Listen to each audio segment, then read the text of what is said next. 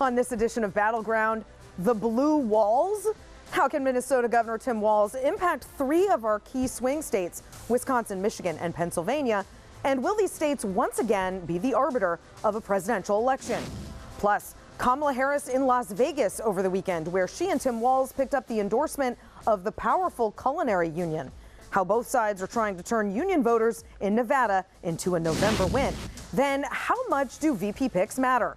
We'll hear from some of our swing state voters, plus a conversation with noted historian Douglas Brinkley on what history can tell us about the number 2 on a ticket.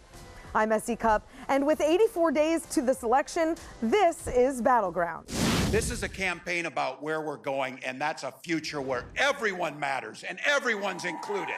Wisconsin, please help me in giving a warm Midwest welcome to the next President of the United States, Kamala Harris.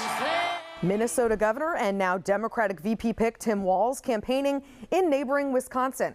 Despite not being from one of our swing states, the Harris campaign is betting on his Midwest roots to help carry both Wisconsin, Michigan, and possibly Pennsylvania. And new polling out of the weekend suggests that bet may already be paying dividends. According to a New York Times Siena College poll, Kamala Harris is now up on Donald Trump in all 3 of these states that formed a blue wall for Joe Biden 4 years ago. But Donald Trump has also proven he can win here, sweeping Wisconsin, Michigan, and Pennsylvania in 2016, albeit narrowly, on his way to defeating Hillary Clinton. For more on what the selection of Tim Walz means for these crucial swing states, I'm joined by Myah Ward from Politico. Myah, it's good to have you here. Thanks for having me.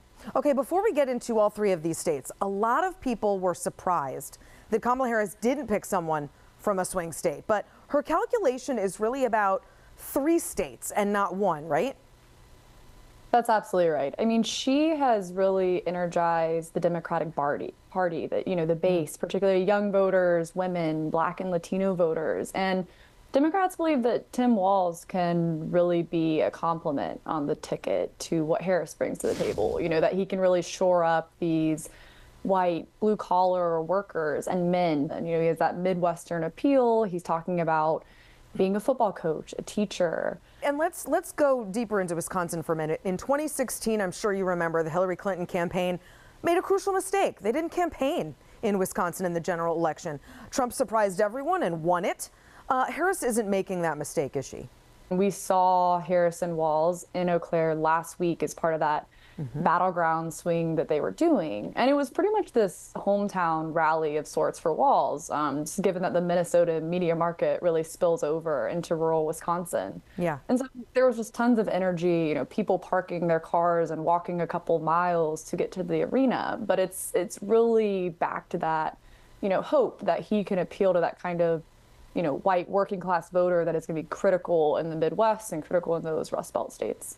Yeah, spillover politically between Minnesota and Wisconsin. We'll have to check in later about football when it comes to the Packers and the Vikings. But let's go to Michigan. Is Tim Walz's play there, is it for the unions mostly?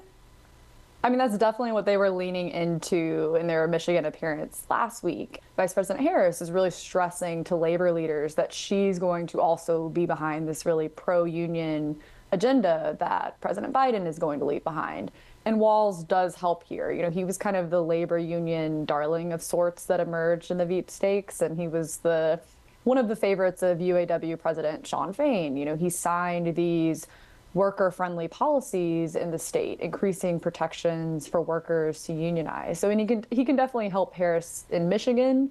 But even beyond Michigan, I mean, he's in LA this week going to be addressing union members again. So they're leaning into that and his creds on that issue in particular. Yeah, good point. Okay, now to Pennsylvania, Myah, where a lot of people were surprised that Josh Shapiro, the popular governor here, was not Harris's VP choice. How do you think Walz plays here in Pennsylvania? It's a little less Midwest. Yeah, I mean, talking to Democrats on this before we knew who her pick was going to be, sure, there was this belief that Shapiro was a top contender for that reason, that maybe he could be the one to move the needle in Pennsylvania to get Harris a point or two that could completely change the game. But even that wasn't a guarantee, and that's something Democrats kept telling me over and over again. And, just like Walz, Shapiro could have appealed in some of these other blue wall states. And so at the end of the day, her pick, yeah, sure, there were electoral calculations, but it was really about chemistry, who she wanted to govern with. And so Democrats believe that Walz, it doesn't necessarily change the game in Pennsylvania. He, just like Shapiro, can appeal in places like Pennsylvania and Wisconsin and Michigan. Okay, let's switch gears to the GOP ticket where Donald Trump has already proven he can turn this blue wall red. Is J.D. Vance succeeding in appealing to those voters in Wisconsin and Michigan and Pennsylvania that he was meant to? Yeah, I mean, Trump really went all in with this VP pick, placing this bet on populism, but also this generational change in picking the younger Vance. And, Vance is really seen as this kind of MAGA heir of sorts. And, Trump decided to go that direction instead of a safer pick. And same idea, the thinking was that he could help attract these blue collar Rust Belt voters. But it's also worth remembering he was picked before Harris was on the top of the ticket. And so it does seem that Republicans have been a little bit uneasy, worried about this pick just after the momentum we've seen on the Democratic side in recent weeks. So sure, Vance, he might help with some of those votes in those states. But they're also concerned that he could alienate some modern suburban voters and women, which will also be crucial across the map. Yeah, we're looking at a lot of different things percolating from both of these campaigns. So much to cover. Myah Ward from Politico, thanks so much. Thank you. Okay, up next, Kamala Harris picked up a major endorsement in Nevada over the weekend as both campaigns look to lock up union voters in the Silver State. We'll get the latest from Las Vegas and later on what history tells us about how much VP picks actually matter in presidential elections. Battleground, we'll be right back. What do I think of Tim Walz? I don't know much about him. He's going to be America's dad. Kamala did a very great job picking a running mate. They make a dynamic team. Him being a father, a veteran, and serving, I think he's amazing. He's one of those guys who works across the aisle and doesn't cause drama. And I'm ready to not have drama in politics, especially when it comes to our kids. I'm thrilled to have an educator in office. I'm going to do everything I can to make sure that Tim Walz is our next vice president.